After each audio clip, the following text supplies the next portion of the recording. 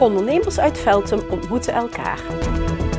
Active Roy verliest van Achilles. Het is vandaag 10 november. Dit is het Pelemaasjournaal. Zaterdag vond in het Schupke een ondernemersmarkt plaats. 20 ondernemers hadden zich verzameld in het wijkcentrum om een middag zich te presenteren aan anderen in de wijk. Sinds 1,5 jaar is het wijkplatform Veltum bezig met het bij elkaar brengen van de wijkbewoners. Met allerlei activiteiten wil het wijkplatform de buurtbewoners elkaar laten leren kennen. De wijk is zo groot dat je elkaar eigenlijk helemaal niet kent. En dan moet je gewoon proberen op allerlei manieren dat bewoners toch met elkaar in contact komen. Nou ben ik zelf ZZP'er, dus ik had zoiets van ondernemers die wonen ook in de wijk. En er zijn er vast ook een heleboel die ZZP'ers zijn. Of die vanuit huis werken. En we hebben gewoon een oproep geplaatst. Dat hebben we zo op die manier opgepakt. In totaal stonden er 20 ondernemers op de markt.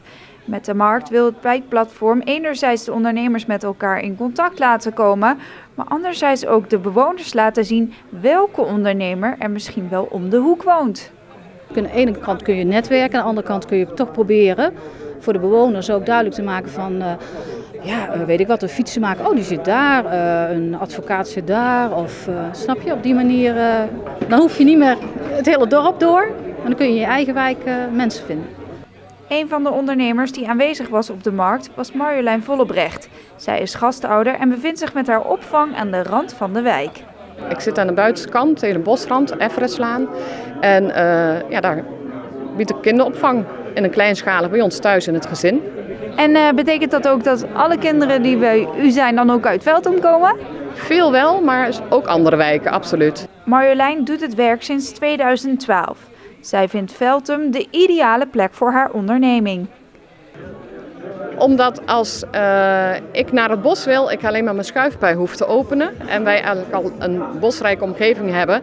Dus mijn tuin en alles, dat is gewoon een en al bos. En wij spelen ontzettend vaak buiten. Ik hoef niet kinderen mee te nemen in buggies om naar het bos te gaan.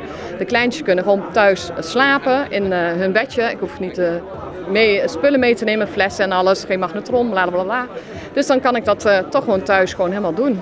Ook Mariet Linsen was een van de ondernemers op de markt. Zij presenteerde zich met haar creatieve bezigheden en wilde laten zien dat het maken van vilt heel wat meer werk is dan veel mensen denken. Het maken van vilt dat gebeurt vanuit schapenwol door middel van wrijving en warmte en zeep ga je een vaste stof maken. Dus dat is iets heel anders dan wat heel veel mensen denken, dat het gewoon een lapje stof is wat je koopt. Als ondernemer verzorgt Marie dagactiviteiten, maar organiseert ze ook workshops in haar atelier aan huis. De creatieveling betwijfelt of veel buurtbewoners van het bestaan van haar onderneming afweten. Ik denk, er zijn wel mensen die dat weten, maar naar verhouding denk ik dat niet zo heel veel mensen dat weten. Nee, dat denk ik. Want er zijn nu in totaal 20 ondernemers. Als u zo een beetje rondkijkt, kent u deze mensen? Ik ken deze mensen niet allemaal. Enkele ken ik, ja. De organisatie kan terugkijken op een druk bezochte middag. Het wijkplatform wil de ondernemersmarkt nogmaals organiseren en denkt ook na over andere markten, zoals bijvoorbeeld een zorgmarkt. De volleybalsters van Active Roy, koploper in de derde divisie B, verloren zaterdagavond belangrijke punten in de strijd om de titel. In Sporthal de Wetteling trok Achilles uit Beugen, ondanks het verlies van de eerste set, aan het langste eind. 1-3. Breekpunt in de wedstrijd was de spannende tweede set, die na een fel gevecht met 25-27 werd gewonnen door de gasten. Ook in de derde en de vierde set moest Active Roy zijn meerdere erkennen in Achilles. Het verlies betekende een fikse domper voor de debutant in de derde divisie. Ja, dat voelt als een behoorlijk grote domper. Ja, niet verwacht en we hebben niet laten zien wat we kunnen. Dus ja, eigenlijk helaas een terechte uitslag. Ja. Want jullie begonnen goed, de eerste set, daarna ging het eigenlijk helemaal mis. Ja, dat klopt. De eerste set haalden we gewoon ons eigen niveau, wisten we de blokkering te zetten, druk te zetten. Met de service ook druk zetten en daardoor halen we die lekker binnen. En in die tweede set, vooral een beetje persoonlijke fouten, wat minder geloof erin. En we hebben ze laten geloven dat ze konden winnen. En dat gebeurde ook. Achilles speelde uitstekend in Sporthal de Wetteling en pakte verdiend de winst. Het team uit Beugen klimt door de zege op de ranglijst en kan nog hoge ogen gaan gooien in de 3e divisie. Ik denk dat ze nog wel veel kunnen verrassen. Als je dit ziet van vandaag wat ze gedaan hebben, ze kunnen wel op tempo spelen en ze zijn gewoon heel slim. Ze zien gewoon wat er gebeurt en kunnen daarop inspelen. Dus ik denk dat ze nog wel hoge ogen gaan gooien. Ja. Ondanks de nederlaag is Active Roy niet ontevreden over het debuut in de 3e divisie. De nieuwkomer verrast vriend en vijand met uitstekend spel en pakt wekelijks punten. De Venrijse volleybalsters mengen zich zelfs in de strijd om de titel.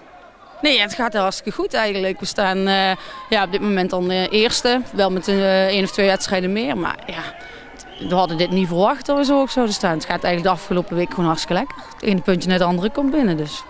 Ja, want ik neem aan dat jullie doelstelling in eerste instantie was handhaven. Hebben jullie die inmiddels bijgesteld? Het was inderdaad handhaving. Ja, nou ja, daar hoeven we niet zo bang voor te zijn dat we eruit geknikkerd worden. En top 5 is zeker wel de doelstelling die we ook moeten bereiken. Ja. Wat is de sterkte van dit team? Aan het net. We zijn aan het net echt gewoon heel sterk. Als je ziet ook vandaag een aantal keer de blokkering die gewoon bij de anderen op de voeten komt. Nou, daar zijn we gewoon hartstikke sterk in. En op het moment dat we erin geloven, ja, dan komt de aanval ook hartstikke goed. En dan zetten we gewoon hartstikke veel druk. Opvallend dit seizoen is de mentale groei van het team van coach Herman Krins. Waar in het verleden tegenslagen moeilijk werden verwerkt, daar blaken de Venrijse volleybalsters nu van zelfvertrouwen. Ja, we beginnen er wel steeds meer in te geloven dat we ook daadwerkelijk goed kunnen volleyballen. En dat zie je gewoon hartstikke goed terug. En op het moment dat het dan iets minder gaat, in de passing bijvoorbeeld, ja, we weten elkaar wel wat beter op te trekken en daardoor gewoon elkaar er bovenop te krijgen. Ja.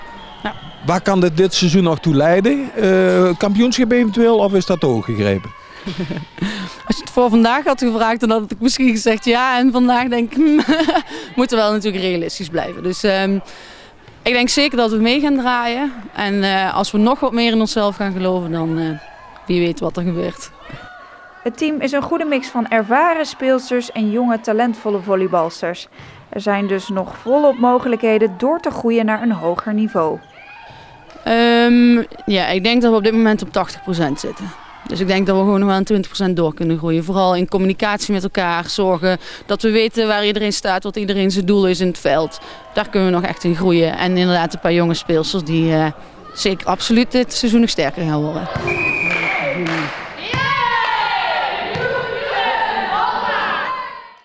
Tot zover het Pelemaasjournaal. Deze uitzending wordt herhaald tot en met dinsdag 6 uur 's avonds. Het volgende journaal is weer om 7 uur. Weer of geen weer, bij ons is het altijd vakantieweer. Aankomende nacht is het vrij helder. Het koelt flink af tot zo'n 4 graden. Morgen overdag is het droog en geruime tijd vrij zonnig. Het wordt 's middags zacht weer met een temperatuur rond de 15 graden. Bedankt voor het kijken en heel graag tot morgen.